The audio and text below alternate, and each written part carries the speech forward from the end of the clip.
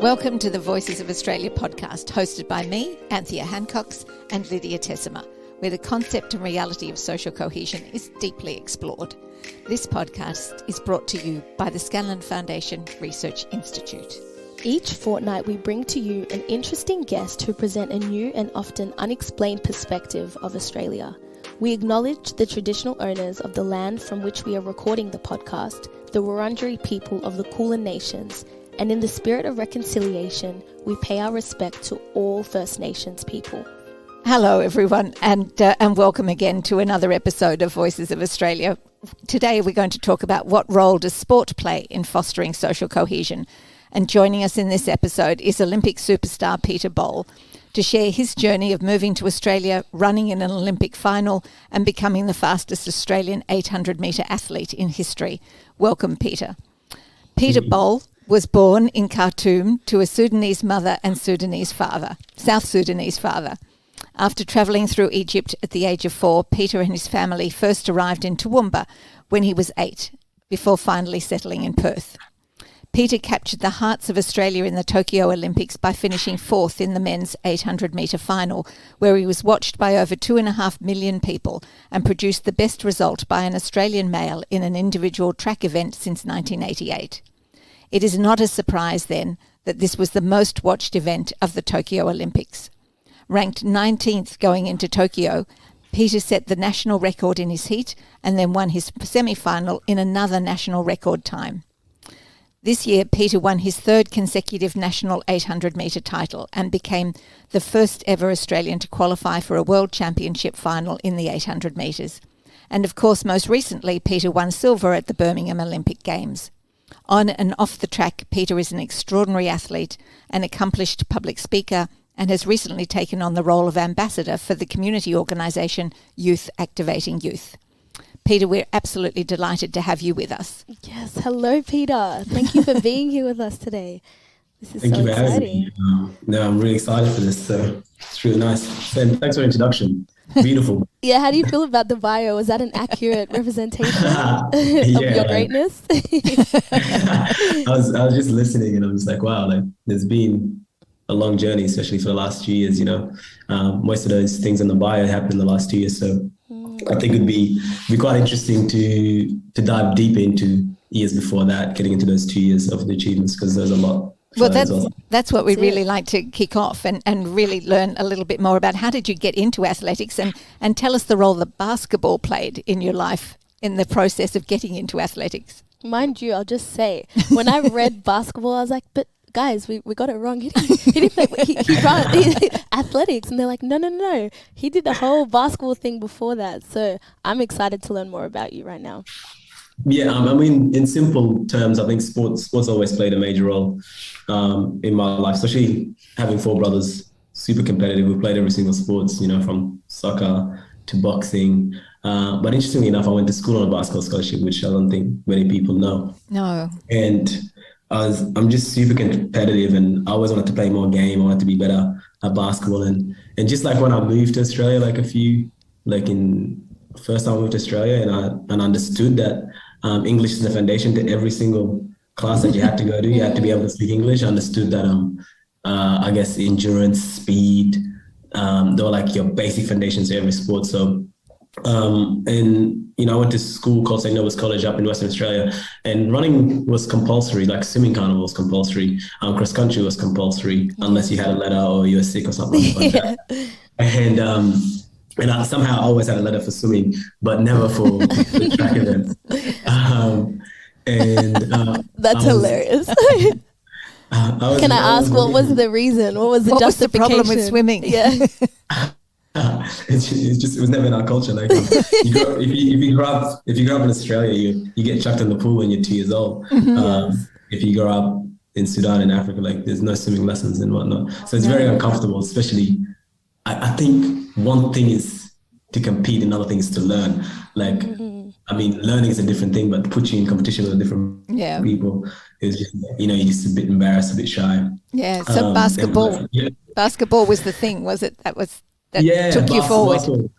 Basketball did take me forward, and I was at school for a scholarship, so it helped pay my fees as well for school, was I think it was a pretty expensive school, but you didn't really notice because your parents are doing the payments. So I think that made a difference. And yeah, and I did school sports, especially cross country, and I was winning them.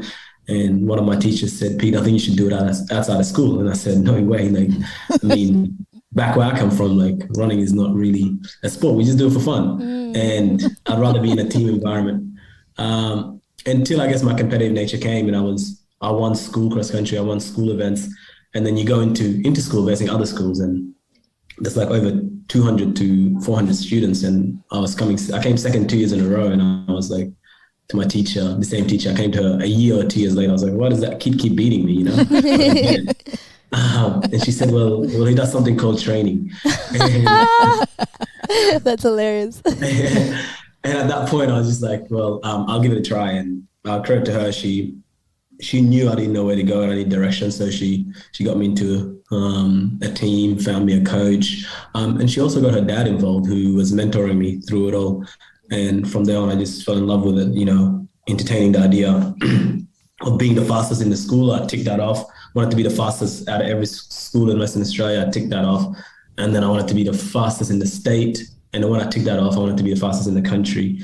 And then before you know it, you're competing to be the best in the world, which is what Tokyo Olympics was. So, it's just every year you're entertaining a different thing. And it only took me about 4 to 5 years to make the Olympics, which I think phenomenal. I didn't think much of it back then.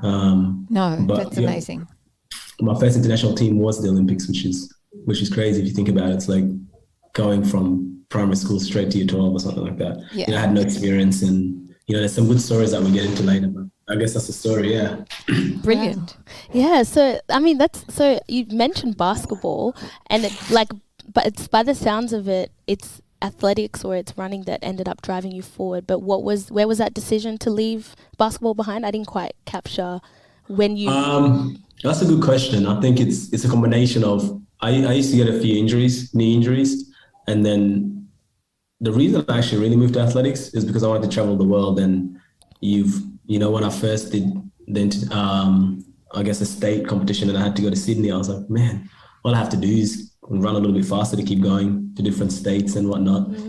Get off the track after 2 minutes and then explore the city. And in 2015, when I went to Paris, I was like, and I met family members that I didn't see since I was little. I was like, all I have to do is come back and train a little bit harder to come back to Paris again. Like, I think that's what drove me towards athletics. It was like everything around it, not athletics itself, because to be honest, I found athletics really boring. And when I first started, there was little athletics, and I think I won a race state title, but I got disqualified because I never rocked up to other races. You needed to rock up to other races to qualify. But I used to run home and not be there because I didn't want to be there. I was like, no, this is boring. I used to run home and just pick up my basketball and play instead. So I just found that athletics was too individual and basketball was like with your friends. So I really enjoyed that. But then when I realized you can travel the world and, explore different cultures and understand them all a little bit more, athletics started winning a little bit more, yeah. It's really interesting actually to think about the goals that you set yourself and why you set them. And I'm wondering whether or not how important and how difficult is it to actually set those sorts of goals when you're young and living in a relatively new country? They're pretty difficult. And I think the most difficult part is, I think the complications, or I think there's a gap in the middle where like, obviously I was born in Sudan, lived in Egypt, and then moved to Australia. And the good thing is, like, I went to school, primary school, and, get to understand Australian cultures. But at home, your parents don't really go to school.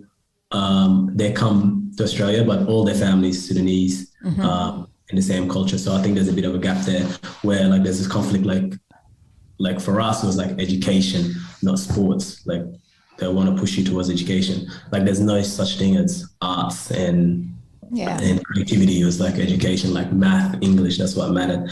A sport was like you play it for fun, but it wasn't really a career because it's a bit too risky. So there was a bit of that in that. But that's what I want to explore is how did you because I'm already envisioning that gap that would have existed in terms of your parents' understanding or appreciation for what you were doing. But what was that process of them? Because I'm sure your parents are fully on board now, of like you being this sportsman person. Like they're probably fully on board. But what did it take for them to, respect it as a sport and respect your craft and you as a professional? I think credit to them. My dad always took me to basketball games, took me to sport. His only thing was like, if you're gonna do it, you have to do it properly. But I guess what it took was to balance it in the middle. Like, of course, you have your own goals and stuff like that, but you also gotta understand your parents, like they're never against you. So they might be wrong, but like they mean well for you, and they're like they want the best for you. And I understood that pretty early. So I was like, why don't we balance it in the middle? There's no reason why I couldn't study and do sport at the same time. If I studied, stayed out of trouble at school, and played basketball, like they'll be off your case. That's true. It's just the other side. Like I think it's important that we learn how to balance things anyway. Like it's not all about sports. Of course it's your passion, but there's other aspects that actually help you become a better at sports, like your family, for instance. Like you gotta like define your values really early. Your family is important, your education is important, whatever that is, and your school is important, especially if your parents paying for school. And even if you don't see it, you just gotta get through it. And that's what I did. I just did both and balanced them really well. And got them off my case. I agree that pursuing your passion doesn't have to be at the expense of, really important things such as education and stuff like that. What about has sport been a vehicle for you to, I guess, connect to the broader Australian society more? Like how has sport played a role in you connecting to the Australian culture or understanding it and then extending that to your family and your community? The first thing is the language barrier. So sports like a universal language. So when you first come here and like you're a bit shy to go into an English class, math class, you're never shy to go into a sports class because generally the rules are universal and you're easy to make friends.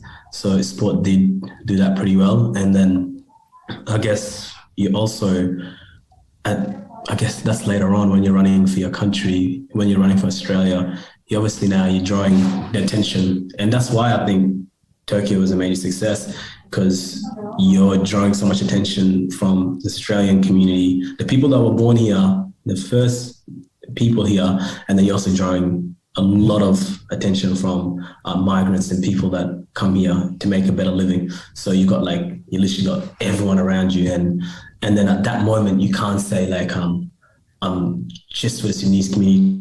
You can't just say I'm just for Australian people. You're just better off being like a global citizen, and like I guess our cultures and where we come from shouldn't divide us. They should actually bring us together. And I think that was really important. And I understood that really early because my mom is South Sudanese and my dad is my mom is actually North Sudanese. My dad is South Sudanese. So I understood that really early because there's always conflicts back home. And I was like, well, there shouldn't be conflicts back here. We should, and we should all just be like one. And I think during the interview after Tokyo, it was like, the South Sudanese must be proud. And I said, yeah, but like everyone should be proud because like, especially from my experience traveling the world, it was like I have a friend from Luxembourg that was all over and cheering for me. I have a friend from Paris. I have a friend from South Africa. And those guys weren't even Australian citizens that were cheering for you. So there was no need just to like, I guess, separate anyone and just I guess thank everyone as one. Yeah. So Peter, a lot of young people really struggle with their sense of identity when they move to a new country, but it doesn't seem to have been something that you're currently talking about as a challenge for you. Did you find that sport helped you to figure out what your identity was, or is it still something that is in the back of your mind? I think struggling is okay because like you come into a new country and you're confused and there's differences and through struggle you kind of learn to grow anyway. So I've definitely struggled through it a bit. I struggled through it just with my own family. I have my mom and dad from different places and they speak different languages. And whenever I go to my dad's side, they're like, why can't you speak your dad's language? Or whenever I go to my mom's side, like why? So those struggles are always early. I think But the key was always just to be confident in yourself enough to be like, well, this is who I am. And once you can do that, then everything else is like irrelevant. Did your confidence come from achievement? Or what advice would you give to young people that are struggling with identity, perhaps don't feel like they're achieving their 800 metre, national records and things like that? How do they find the confidence that you found through athletics? Well, that would be unrealistic to tell them you have to achieve to that extent to find identity. Yeah. And I honestly think my achievement in sport was the opposite way. I think it came from finding my identity first and being confident in myself. And that's when I was better at sports, not the other way around, not sport first. Yeah, that's really great. Yeah. Because sport, if in like the most simple terms, like sport will end eventually. We don't know when. Like you could get injured. Like, you don't want that, but sport can end at any time. But you as a person, you remain, and that's more important than the sport itself. That's true. Yeah. And yeah, I think that's important. I agree in terms of like belonging and, being self-assured and having a confidence really does eliminate a lot of the issues that come with like belonging, because often it's people projecting onto you what you should be like or what you should represent in that given like space or context. But it seems like from your experience, you showing up as someone who is self-assured and someone who's confident, you often receive that way. It's like that whole thing of telling people how to treat you sort of thing. But I also agree that it's really important and it's worthwhile to be sure about your sense of identity and who you are before going into spaces and trying to achieve like really great things. Well, you must still find yourself going into situations where you don't feel particularly comfortable. And have to sort of dig deep in order to be able to get through those particular events. Is that right? Are there times when you've, especially going through the whole Olympics process or any of those things, have you found yourself in situations where you've really needed to dig deep? Yeah, always, especially more so now because I guess with all the attention from the last 2 years, now I'm in different rooms, different meetings, access to so many different people.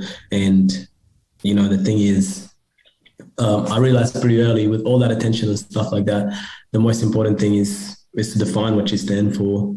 And because you're going to get so many different opportunities that might not align with your values, that might not align with your community.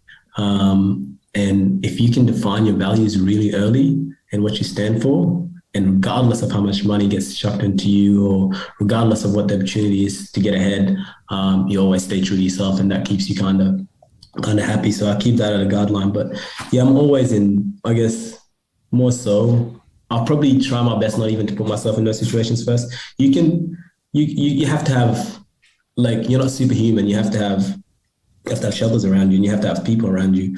And I have a set of people around me that, like, if any request comes that I'm going to feel uncomfortable with, that we're not even going to entertain. We're not even going to put ourselves in that room. That's like number one, eliminate it at all costs. But then I think if you're there in those situations, you have to speak up. You can't stay silent. And like, for instance, if it's like a race is coming or something like that, you got to stand up. You can't just stay there silent because now you have a responsibility to stand up for your community and for people around you and for what you stand for. But most importantly, not at the cost or the expense of your own happiness. You can only take what you can. And I say that because I remember a few years ago, I was in Belgium. I was staying in Belgium. I chose different cities to base myself in, and I wanted to learn. I was like, why is there so many Africans in Belgium? Yeah. And I, of course, I knew like the Congo, the colonizations and all that stuff, but I wanted to read deep into it. And I picked a book, it's called Blood River, and I was reading on it, and it was a rough read. And like, I remember I was reading it and I was just not happy and like sad and everything. I was like, well, put it down. Like, maybe your growth is not yet to that stage to be able to handle those. And to be honest, the only way you can change the world, if you can change yourself and you're in a good place. When something puts you in a bad place, put it down until you can grow to be able to handle it. Like, if a conversation is too deep to handle and it's going to affect you, your mental health and your well-being comes first. Yeah. Like, that's how you do it. And you just slowly, and the only way is just through sports like me running 800 meters and becoming faster every year. So there's conversations and getting into uncomfortable situations, like small bits. Like, don't put yourself into something so big that you can't handle. It sounds like, communication and self-awareness are two really big key words in the conversation of just being your best self and putting your best foot forward. Like our first episode with Dr. Dalal, he mentioned the importance of like communication, being able to express your desires and what you want in a space, and just being able to express yourself. And what you don't want. Exactly. I think now's a great time to probably transition into social cohesion and like, absolutely, what does social cohesion and inclusion and belonging mean to you? And especially when you consider Australia, what does a socially cohesive Australia look like? I think anything that considers the well-being of all groups, because Australia is so multicultural. So when you talk about social cohesion, I think it's going to include every single member, because everyone comes from everywhere. The goal should be to create a sense of belonging for all different communities without the expense of leaving their culture behind. Mm-hmm. I think the goal has always been for me we've come to a new country to embrace the Australian culture, but never to forget where you come from, because that gives you so much sense of belonging, so much power, so much inspiration is important, but to embrace where the new land is. So sense of belonging is really, really important. And then I guess anything that, like, you just got to promote some sort of trust. People are usually, like, if I can trust you, then like I can sleep better at night. If like without trust, there's a lot of worry. Without sense of belonging, it's hard, especially for young kids. If they don't feel like they belong, it's just hard. And we see it all the time in Melbourne. I think there's a lot of people that don't feel like they belong in certain places, and like, I think we need to create something for them that where they feel like they belong, and more importantly, that they contribute and they're understood. So I think that's important, yeah. So from what you said earlier, and I'm guessing that what you think is that certainly participating in sport helps to build that sense of belonging. Yeah, but and before that, I think the opportunity to participate in sports, like, opportunity should be across all members, not just the rich and the wealthy, not just the ones that go to private schools, and like there should be sports programs for people that go to public schools and all that stuff. I think there's great foundations that run stuff like that. There's a great foundation in Queensland that I did work with them, and they're called Pushing Barriers. And what they do is all the migrants, they have a bus and they take them all to sports on a Saturday and Sunday. And I just said, that's brilliant. Like, when I was a kid, I used to catch so many buses to go to different sports stuff. And not because your parents are not on board, is they're so busy trying to create everything for you. Exactly. But if you have that, like, imagine if you had a program like that in Melbourne where so many kids, all they need to do is just be ready, get picked up, taken to sports that they like and enjoy. I think there will be a lot of different trouble, and not just sport as well. Like, there's arts and crafts, and there's different things that they interest them. But the opportunity is number one, because I think many of them, although there might be an opportunity, there's no accessibility to get there. And there's no like mentors to help them and realize, like, okay. I think that's the glue. It's the mentor, and it's that person, like, in your experience, Peter, how you had the person who was able to recognize your potential and then just give you that nudge by being willing to do that one step that connected you to I think that's what seems to be missing, but potentially you disagree, because from my observations, a lot of minority communities, cultural communities are engaging in sport. Potentially it's that they're doing it too late, like, because I know that there's this big theme around starting early so that you can get into like professional sport. But I'm driving around and seeing, like, African kids on the soccer field, like on Saturdays and Sundays, and they're playing competitively. But what's that? Is it that there aren't people there kind of picking up their potential and pushing them forward into new spaces, would you say? Or would you say that, yeah, they're not being ushered into the sport early enough? Like, I think for me, definitely having a mentor there, it helped. Someone just to tell me, like, through the losses and wins, like, just at all costs enjoy what you're doing and just stay consistent. Consistency makes a difference. Because like, as kids, you don't really understand. Like, if something doesn't work too early and no one's pushing you, you tend just to go the opposite. Especially now with like all your friends doing different things, you tend to follow your friends more than your passions.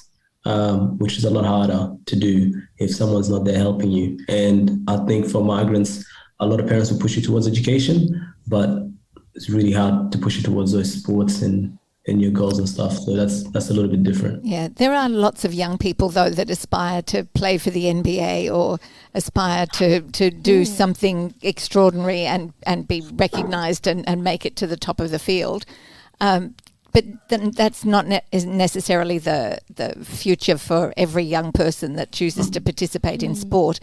And in many times in between the individual and that sort of a goal are organisation structures or institutions, if you like, that are Soccer Australia or Athletics Australia or whatever it might be.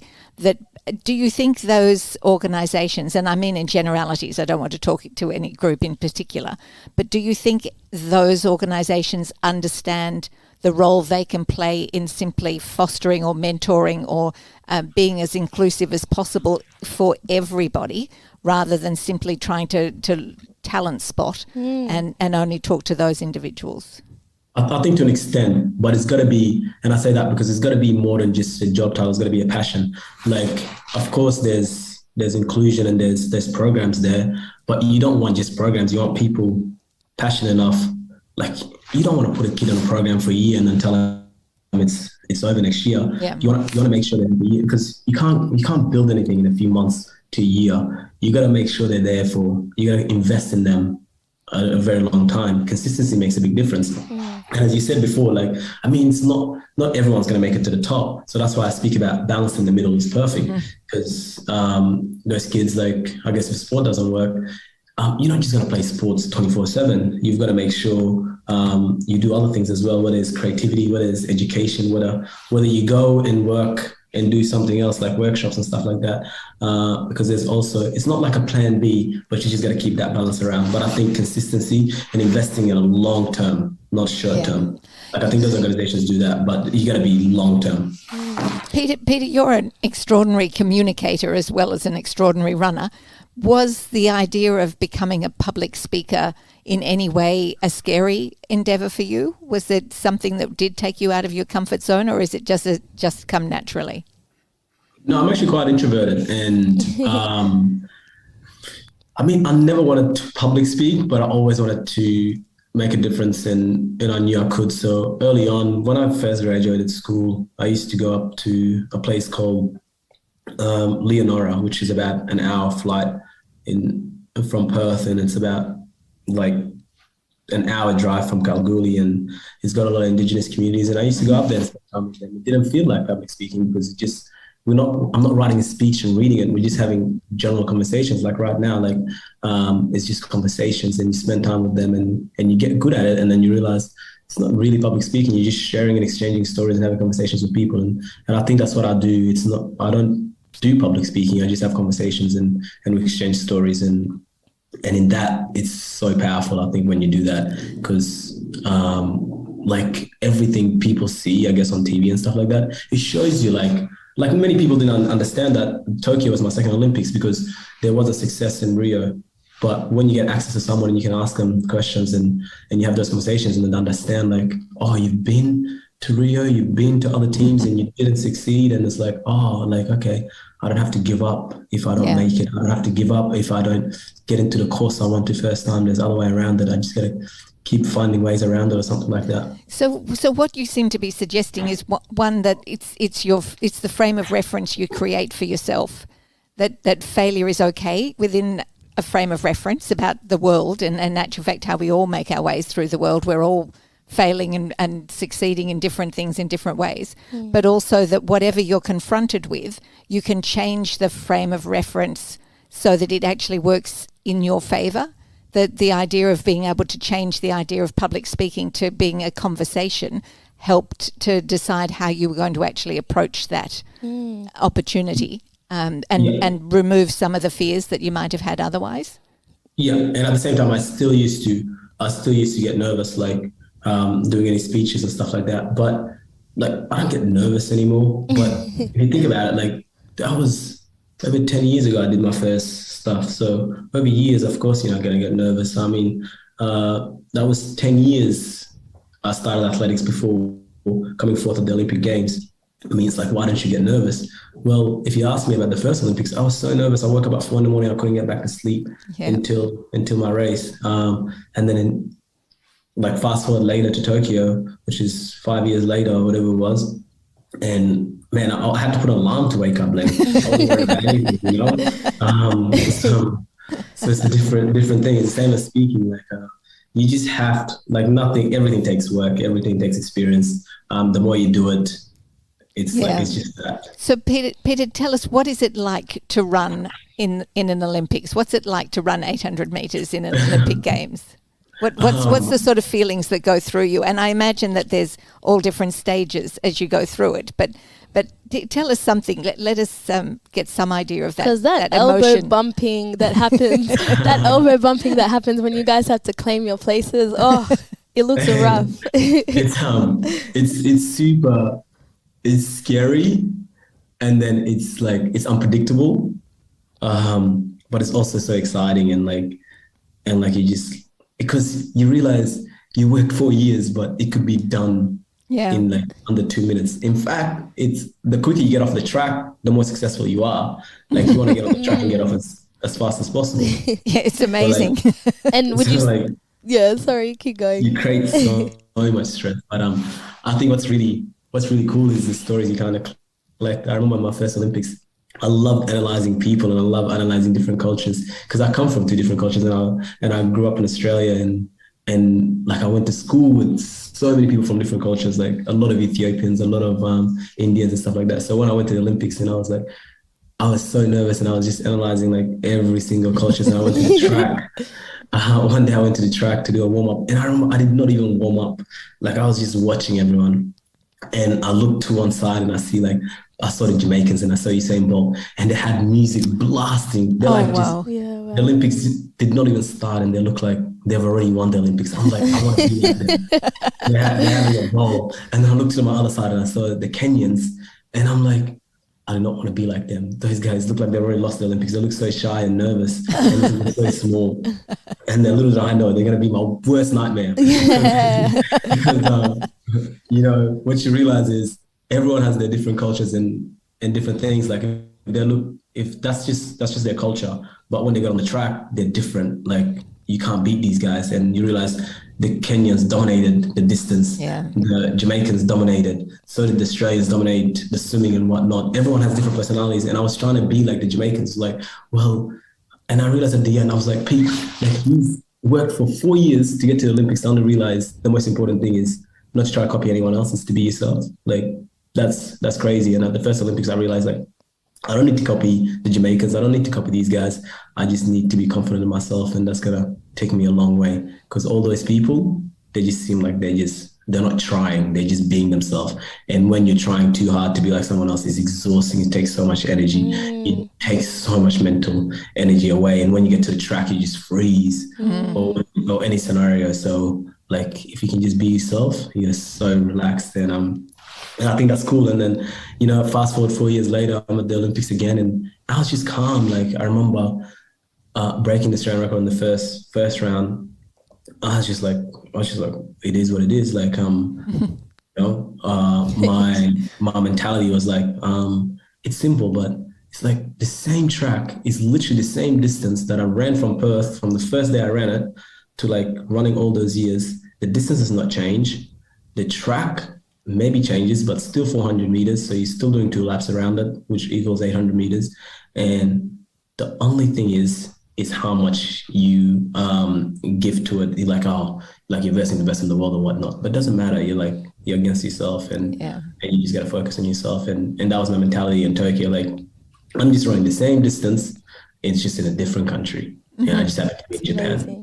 Yeah, no, I think that's a wonderful piece of advice and a wonderful way to sort of come to the conclusion of this podcast. The only last thing I would ask, and Lydia might have an additional question as well, but the last thing I would ask is, what advice would you give to young people? What advice do you give to the young people that you're mentoring at the Youth Activating Youth as well? How do you, what are the words that they might want to have resonating in their heads from when they listen to you? Depends on the ages, but the first one is, I think it's so important for all of us, is defining your values or your goals. And if you can literally make decisions based on those, you go a long way. I think that's super important. And number 2 is, man, just be yourself. Like, as I said before, that takes less effort. Yeah. And it draws people to you. If you can be yourself, if I was trying to be someone else, like my whole Sudanese culture would not come. And I think that's what Australia fell in love with, is like, well, how many people in Peter's house? That's ridiculous. Like, how many family does he have? It was like, man, there was that much family, believe it or not, if not more, during Rio, but there wasn't just success. There wasn't cameras around it. Like, it's like, why aren't you nervous? And are you feeling any pressure? I'm like, no, because like, this is what I grew up with. Like, we have family members for like my niece's birthday, like that, they all rock up because that's our culture. And then I guess the third one, what else would I have to tell someone? Is you got to do the work. You can't. A healthy dose of realism. Great advice. you got to do the work. Like, I've done the work. Whether that's in sports, whether that's in speaking. Like, the timeline. No one would know other than myself and the people closest to me. But if you have a conversation with someone that you want to be like, ask them about the timeline. Not about, like, don't ask me about Tokyo, ask me about like the journey to Tokyo, because that's where you find the key factors. You can't just see me in Tokyo and say, I want to be like him. You've got to see, like, how did you get there? What did you go through? And then you decide whether you want to be like him or not. I think that's great. Amazing. If I were to ask you another question, we'd start a whole new conversation. I think this sort of brings us to the end, and there are clearly like so many takeaways from this discussion today. There are keywords that are like floating around my mind. I'm thinking about balance, curiosity, hard work, self-awareness, confidence, values, and yeah, I've learned a lot. Thank you so much, Peter, for your time. We know you're here, there, everywhere, but today you were with us, and we appreciate it. No worries. Yeah, and for everyone tuning in, this is the Voices of Australia podcast, and we'll see you on the next episode. Absolutely. Thank you very, very much. Thanks, Peter. Thanks, Peter. Appreciate it. Take care, guys. See ya. Bye. Bye. This podcast was brought to you by the Scanlon Foundation Research Institute. This podcast is produced by Faisal Farah with sound design and mixing by John Bigelow. Original music is by Official Steno. You can find all our publications on our website at scanloninstitute.org.au. Please subscribe to be the first to receive our next fortnightly edition.